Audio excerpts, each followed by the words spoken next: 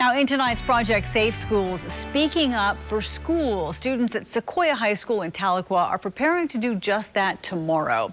2 Works for You's Katie Kelleher shares the reason one student wants to be in school, while the Cherokee Nation says it's staying in distance learning.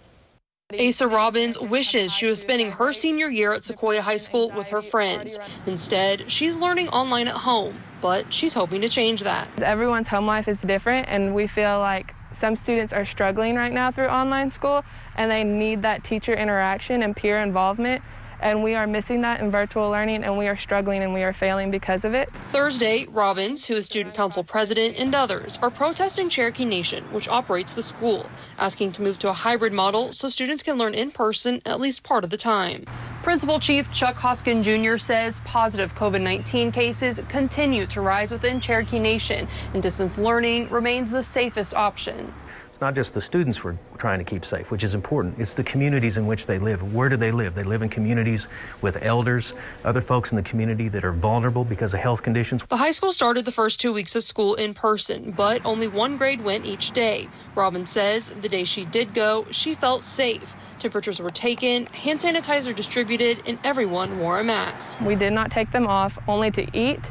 And when we ate in our classrooms, and we were spaced 6 feet apart. We also had plexiglass in between us. However, Chief Hoskins says interaction in a school setting would make it difficult to keep everyone safe.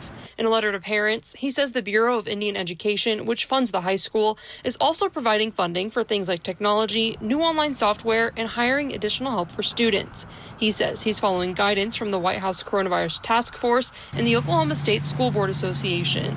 It's a failure of leadership of this state not to have the entire state doing this. But I'm not the governor of the state of Oklahoma, but I am the chief of the Cherokee Nation. So as long as the spread of COVID dictates that we keep people safe by using technology, keeping people away from crowding together, we're going to do that.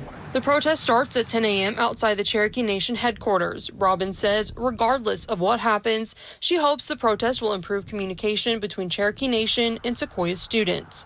In Tahlequah, Katie Kelleher, 2 Works for You.